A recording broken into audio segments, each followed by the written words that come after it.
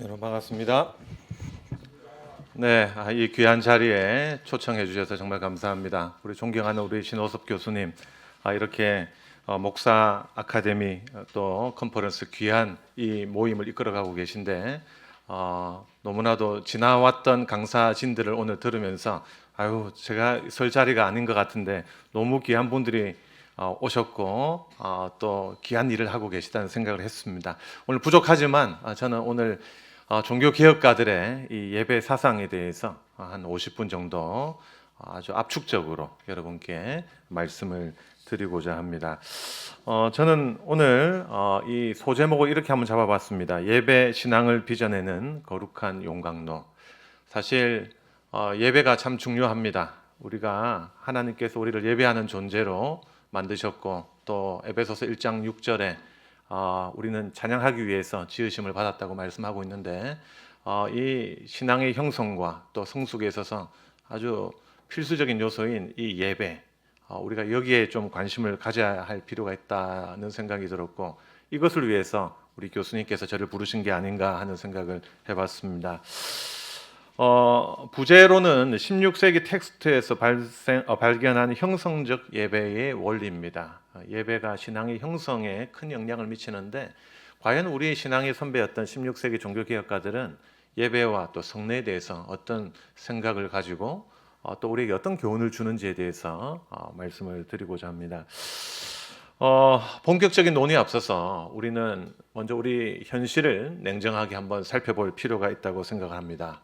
2020년 팬데믹 사건 이후로 전 세계가 예배에 관심을 가지기 시작했고 또한 그때 가지게 되었던 신학적인 논쟁들로 말미암아 우리가 어떻게 바른 예배를 드릴 수 있을까 이 생각을 하게 되었습니다.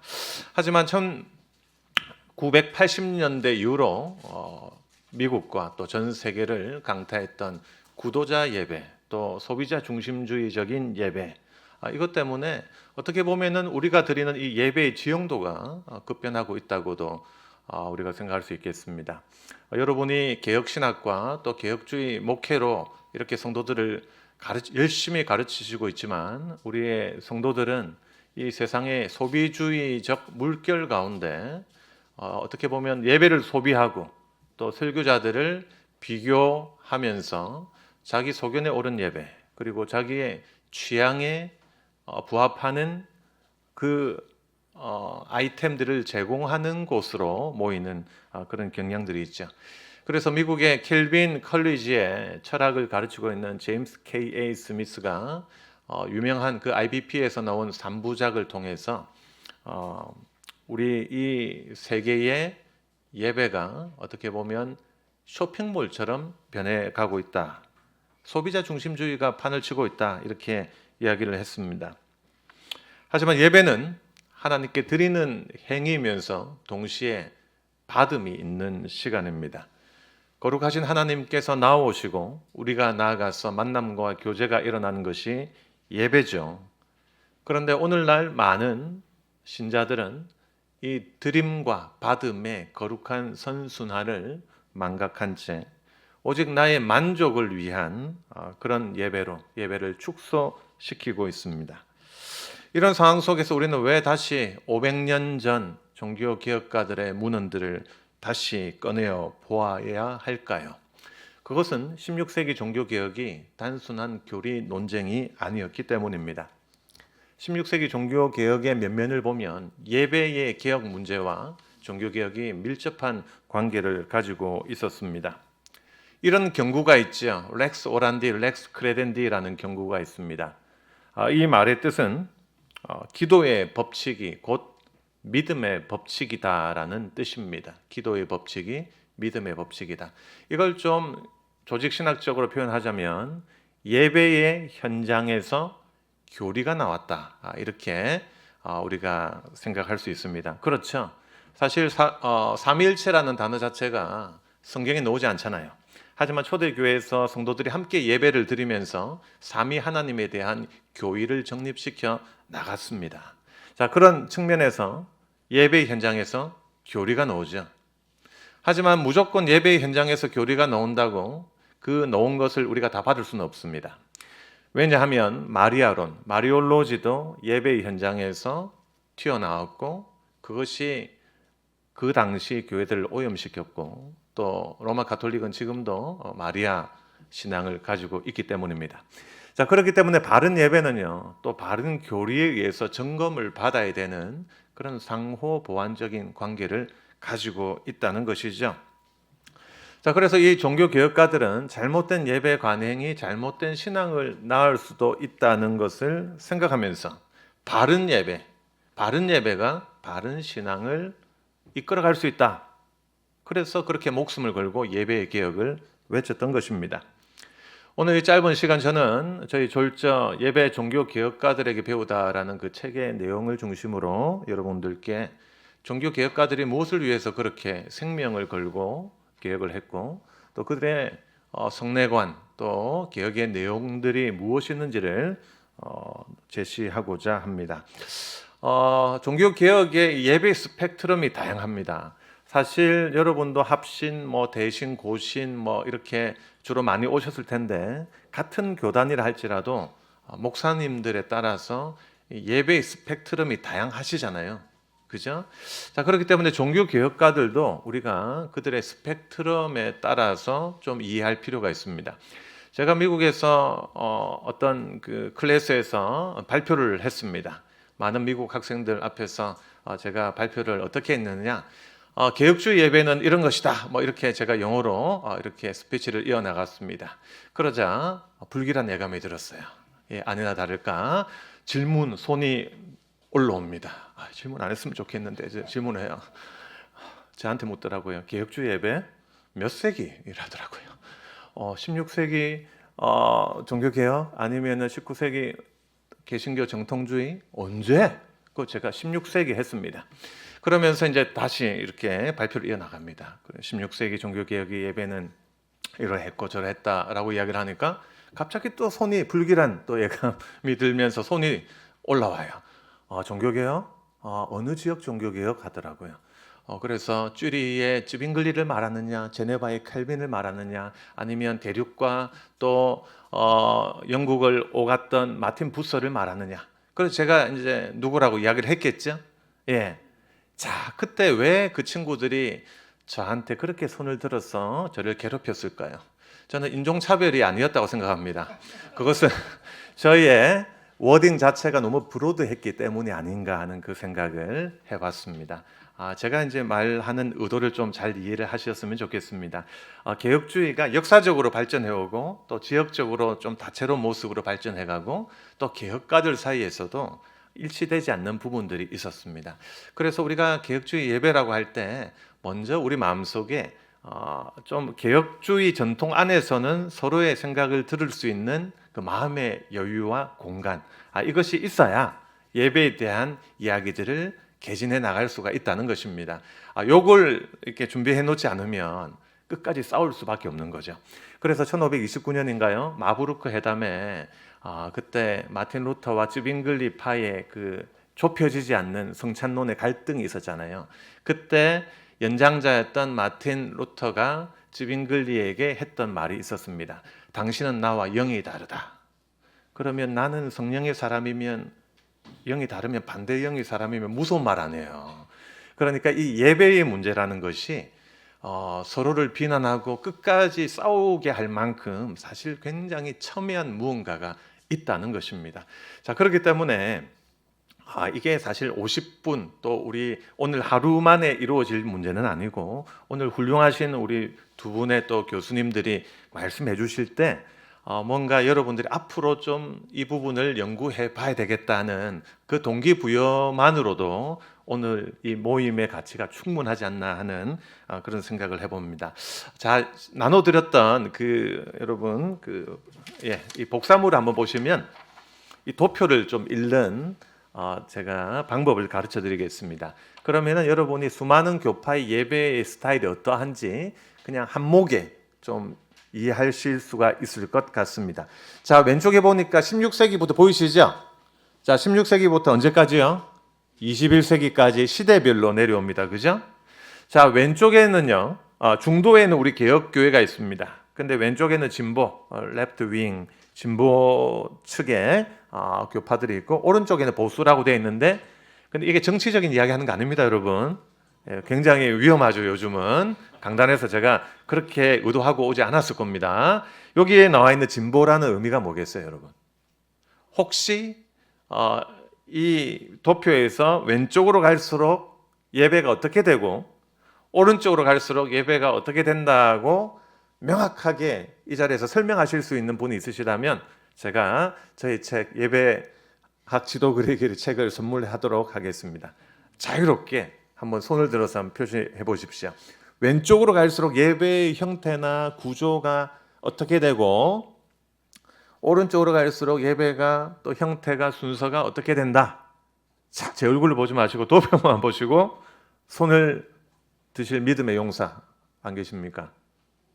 우리 좀 젊은 분들 예, 우리 목사님이시죠? 목사님, 예, 우리 말씀해 주십시오. 왼쪽은 아마 제 추정으로 예, 예전이나 예, 구조 자체가 조금 덜 복잡하고 단순할 것 같고 예, 오른쪽으로 가면 갈수록 네. 다소 예전과 어떤 예외의 구조가 복잡해지는 그런 것이 아닐까. 박수 한번 치겠습니다. 너무 훌륭하십니다. 제가 꼭 나중에 저한테 말씀해 주시면 제가 책을 보내드리도록 하겠습니다. 잘 말씀하셨듯이 왼쪽부터 보면 16세기에 이제 제세례파가 나오죠. 개혁파가 나오죠. 또 국교회가 나옵니다. 잉글랜드 국교회, 앵글리칸 처치죠. 16세기 당시에 누가 있었습니까? 크랜머가 있었죠. Book of Common Prayer, 이 공동 기도서를 작성했지 않습니까? 그죠? 그리고 제일 오른쪽에는 루터 교회가 있었습니다. 자, 이게 이제 우리한테 이제 종교 개혁 예배의 스펙트럼을 제공을 하는데요. 그러니까 오른쪽으로 갈수록 예배가 복잡했겠죠. 그죠? 이전에 로마 가톨릭 예배하고 큰 차이가 없을 만큼 보수 성향을 띄었겠죠. 그 보수라고 하면 전통을 그대로 유지하는 성향을 말합니다.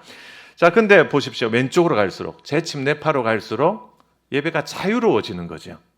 그래서 예배학적으로 봤을 때 제침례파의 후계자들이 바로 요즘의 베프티스트 처치라고 보실 수가 있겠죠. 예배의 스타일이 자유롭고 직제라든지 이런 부분에 있어서 자유 성향을 띱니다. 자, 그리고 이제 17세기 이후에 퀘이커 교도가 나왔고요. 그 다음에 20세기 1900년대 초반에 전 세계적으로 펜타코스탈 처치 운동이 세계를 강타했죠. 그리고 1960년대에 여러분 오순절 운동이 또 신오순절 운동이 세계를 강타했죠. 그때 나왔던 현대 예배 흐름 중에 하나가 여러분 잘 아시는 프레이즈 앤 월십입니다. 경배와 찬양 운동. 그래서 이제 한국 같은 경우에는 1980년대 후반에 경배와 찬양, 두란노, 온누리 찬양, 경배와 찬양이 전국을 휩쓸었고, 지금은 여러분 교파와 상관없이 예배의 첫 부분, 한국교회 예배의 첫 부분이 주로 밴드 스타일의 경배와 찬양으로 이끌어지는 경우들이 많죠. 근데 이게 사실은 정통 장로교나 리폼드의 소산이 아니라 오순절 운동에서 나왔다는 것을 여러분이 기억을 하실 필요가 있습니다. 그리고 개척자 예배라는 것은 뭐냐면 19세기 미국의 서부 개척 운동 시대 때 이제 부흥의 전통의 예배가 드려졌습니다. 왜냐하면 예배당이 없이 캠프 미팅처럼 수많은 교파들이 모여서 예배를 드리는데 예배가 복잡할 수가 없겠죠. 현재 한국교회 부흥의 예배 스타일이 이제 미국 서부 개척자 예배 스타일이 내려왔다는 거. 그 다음에 이제 한국에 큰 영향을 미쳤던 예배 전통은 청교도, 그죠? 우리 청교도 예배와 신학을 또 좋아하지 않습니까? 또 우리가 따르려고 하고요. 그 다음에 예배적으로 봤을 때 개혁교회는 우리 지금 한국교회보다는 좀 복잡한 전통이 있죠. 그래서 참회의 기도나 사제의 선언 아니면 십계명, 그죠? 이런 순서들이 개혁교회의 예배 순서들을 차지하고 있고, 예를 들면 우리가 봉독하기 전에 하는 조명을 위한 기도라든지 개혁교회 예전에 어떤 특징적인 부분들이 있습니다. 자, 근데 여러분 다시 눈을 크게 뜨셔서 화살표를 한번 보십시오.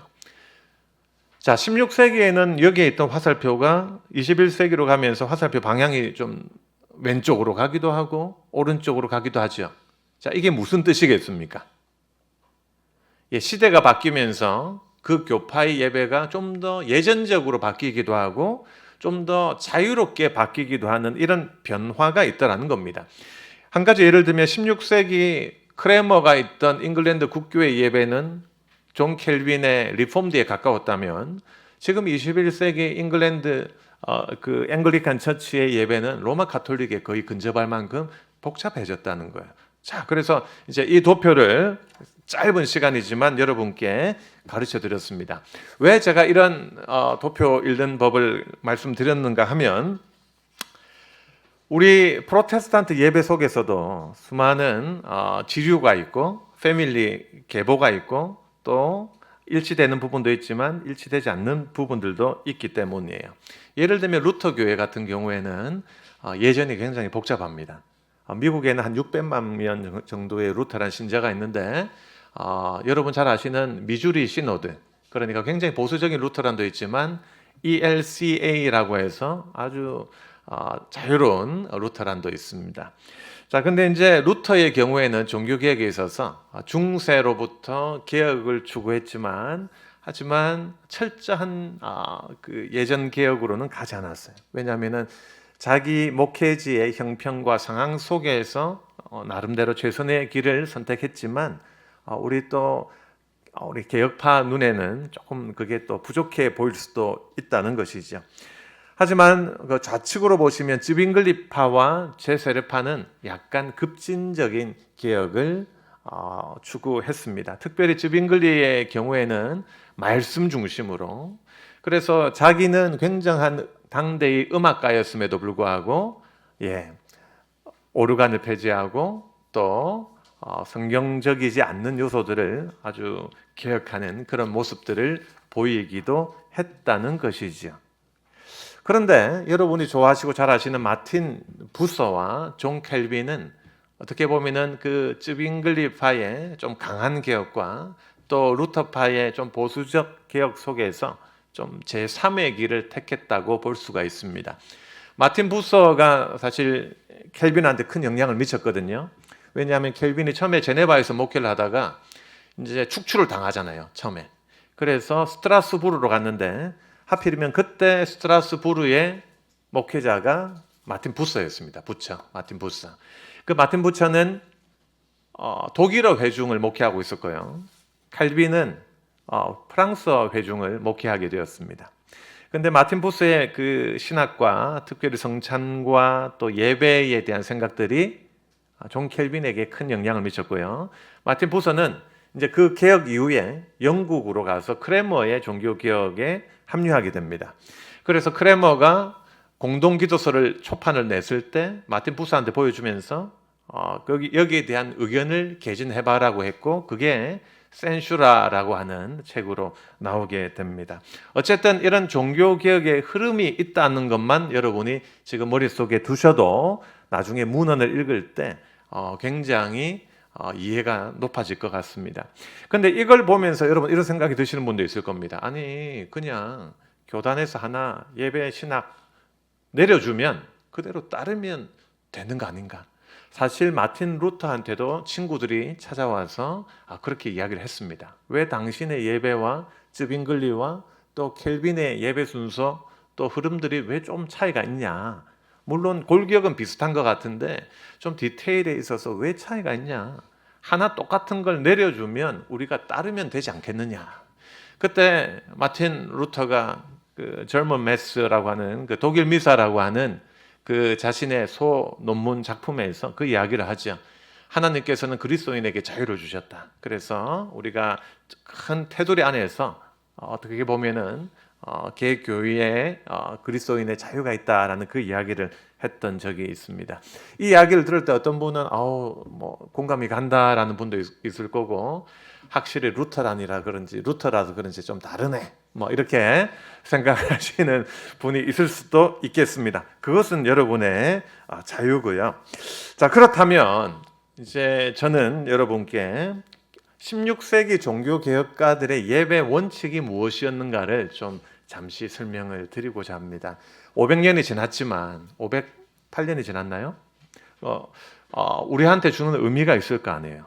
사실 우리가 16세기 종교개혁과 초대교회의 그런 목회의 모습들을 우리가 너무나도 사모하고 또 이것을 잘 따르고자 하는 마음들이 있는데, 과연 그들은 그 제수 침례파와 로마 가톨릭과의 투쟁 속에서 어떤 예배 신학과 실천을 발전시켰는가? 첫 번째로 그들이 주장했던 하나의 모토가 있다면 그것은 이해를 추구하는 예배였습니다. 이해를 추구하는 예배.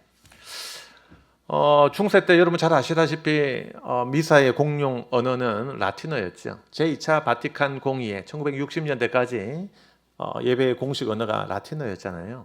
예. 자, 그러니까 그 중세 때 성도들이 말씀의 은혜를 받기가 쉽지 않았을 것입니다. 그래서 엘리베이션이라고 하는 거양 성체를 할 때 그 성찬의 장면을 보면서 또 은혜를 받았다고 생각하는 그런 패턴의 예배 속에서 성도들은 말씀에 대한 갈급함이 분명 특출났을 겁니다. 물론 중세 말기에 탁발 수도사라든지 그런 분들이 돌아다니면서 복음적인 설교를 짧게 하긴 했지만 우리가 지금 좋아하는 그런 수준의 강해와 또 설교들이 부족했겠죠. 하지만 종교개혁가들은 그들 자체가 위대한 신학가였을 뿐만 아니라 또 여러 주석을 남겼던 귀한 목회자들이었습니다. 그래서 이해를 통해서 그 성도들이 적극적이고 능동적으로 예배에 참여할 수 있도록 그렇게 노력을 했다 하는 것입니다. 두 번째로 그들이 관심을 두었던 부분은 예배의 규정 원리였습니다. 예배의 규정 원리. 좀 이따가 이제 우리 교수님들께서 또 이 규정 원리를 언급해 주실 것 같습니다만은 regulative principle, 예배 규정 원리. 이건 뭐냐면 우리가 예배를 드릴 때 성경적인 예배를 드리지 않는 겁니다. 성경이 무엇을 말하는가, 이게 제일 중요하다는 거겠죠. 옳으신 말씀인 것 같습니다. 근데 이제 이걸 적용하는 데 있어서 청교도의 입장과 칼빈의 입장이 약간 포인트가 다릅니다. 청교도는 진짜 아주 문자적으로 성경에 나와 있는 것을 예배하고자 했습니다. 하지만 존 켈빈은요, 휴즈 올리판트 올드 같은 연구자들의 그 켈빈 연구 자료집을 보면 굉장히 초대교회 교부 문헌에 박식했던 것 같습니다. 그래서 휴즈 올리판트 올드라는 분의 그 박사 논문을 보면 1970년대 그 스위스의 노이샤텔이라는 곳에서 박사 논문을 썼는데, 그 논문 자체를 보면 켈빈이 인용했던 교부들을 다 그 하나하나 이잡듯이 이 어느 책 어디에서 무엇을 인용했다는 것을 그렇게 이야기를 하고 있습니다. 그러니까 존 켈빈의 경우에는 초대교회의 프랙티스에 좀 더 관심이 있었다는 거죠. 그래서 켈빈은 장 마로를 통해서 시편 찬송가를 만들었잖아요.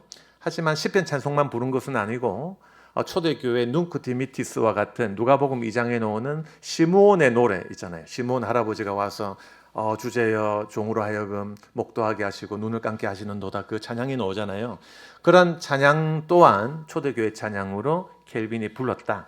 이 말은 조금 더 바운더리가 넓었다고 생각할 수가 있습니다.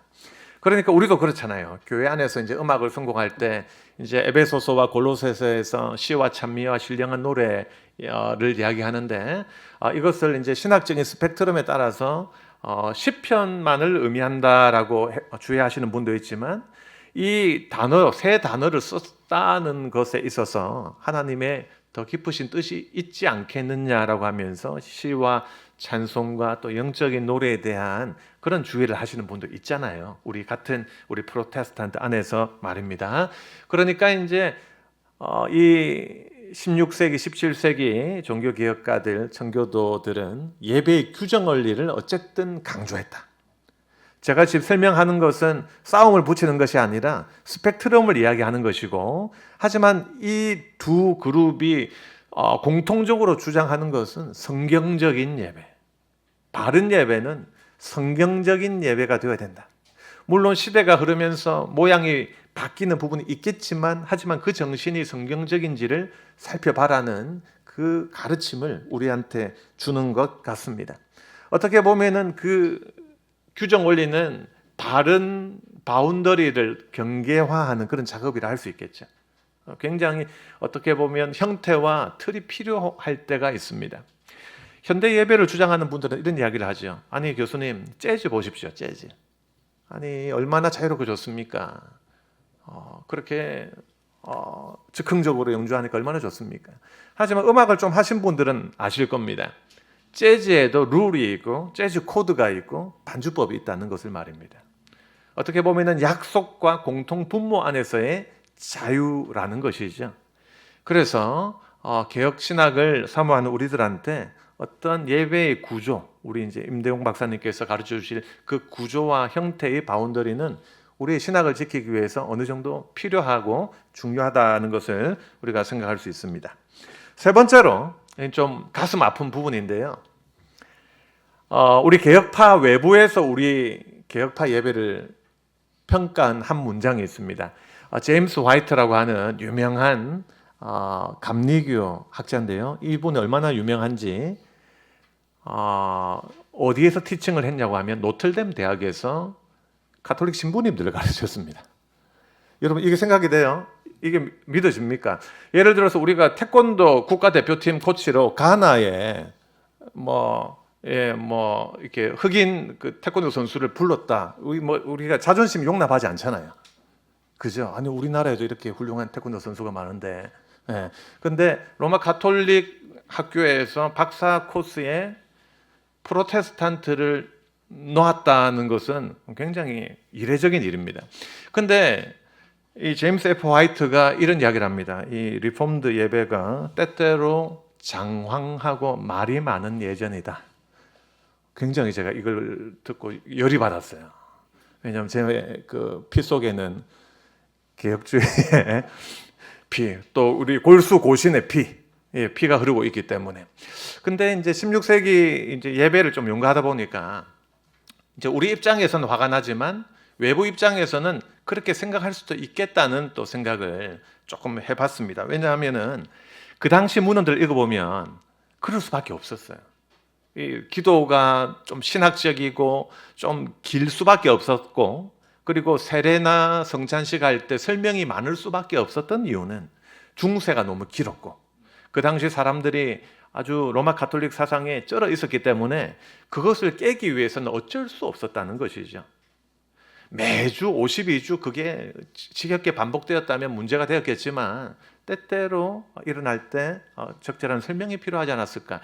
제가 이제 최근에 이제 아티클 하나 썼는데 그 아티클을 준비하면서 제가 재밌는 글을 읽었는데 그 이제 제네바에 7위회가 있었잖아요. 그 7위회의 기록이었습니다. 그 7위회의 유명한 의장의 엄마가 유명한 로마 가톨릭 신자였어요. 근데 켈빈이 개혁을 하는데 예배에 아무리 강제 참여시키고 뭐 이렇게 해도 바뀌질 않는 거예요. 자기한테는 어린 시절 경험했던 라틴어 기도와 그 장엄한 미사와 그리고 묵주 기도 같은 전통들이 너무 그리운 거예요. 그러니까 제네바시에서 한 시간 반만 걸어가면 성당들이 꽤 있었답니다. 도시잖아요. 제네바 이제 넘어가서 도시. 그러니까 그 몰래 주일 아침에 갔다가 들어오다가 매번 잡히는 거예요.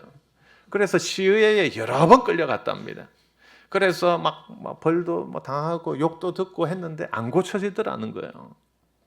그 제네바의 카운슬의 높은 사람 엄마도 안 고쳐지는데 여러분 일반 성도들 교정이 쉽지 않았을 거예요, 분명히. 그렇기 때문에 저는 그 당시에 예배가 좀 길고 설명이 많지 않았을까. 이 교육에 대한 필요성에 대한 그 변호를 좀 하고 싶습니다. 네 번째로 종교개혁 예배의 특징은 간결성과 용이성. 3번하고 좀 이렇게 반대가 되는데 이건 이제 우리 입장에서 간결하고 용이성을 추구했다라고 또 우리가 설명하기도 합니다. 이게 이제 라틴어로는 brevitas et facilitas라고 해서 이제 주의 원리입니다. 주의 원리. 근데 존 켈빈이 주석을 할 때 보면은 좀 간결하고 용이한 주석을 하려고 했는데 이게 존 켈빈의 예전에 큰 영향을 미쳤다는 거예요. 그래서 그 당시에 16세기에 성당에 가서 실내 내부를 보면 굉장히 화려하고 복잡합니다.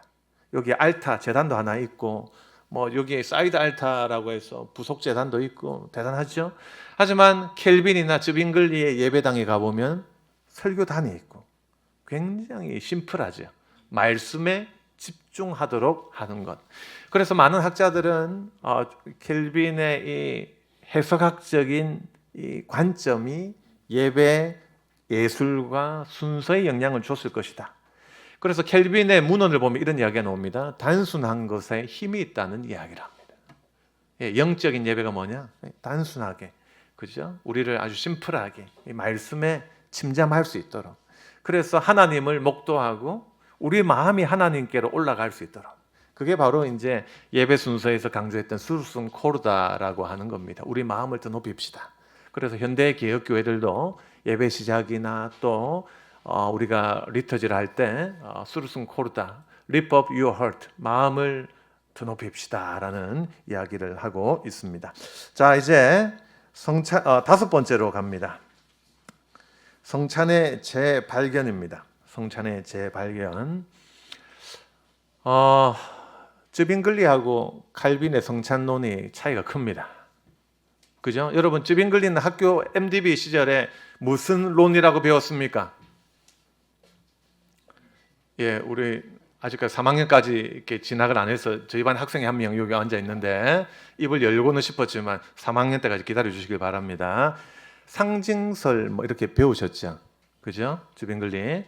존 켈빈은 뭐라고 배웠습니까, 여러분?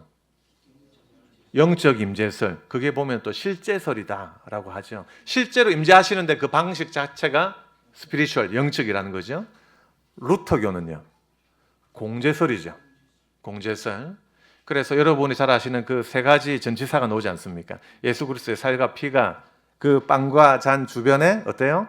예, 안에 위에 함께 이렇게 있다는 그 시험을 여러분 치셨던 적이 있을 겁니다. 근데 쯔빙글리 입장에서는 이게 말도 안 되는 거예요. 왜냐고요? 인성으로서의 그리스도는 어디에 계시다고요? 하나님 보좌 우편에 앉아 계시는데 사도신경하고 바로 위배되잖아요. 그래서 쯔빙글리는 상징설을 강조했습니다. 근데 상징설을 생각해 보니까 또 존 켈빈이 좀 마음에 안 들어요. 왜 마음에 안 듭니까?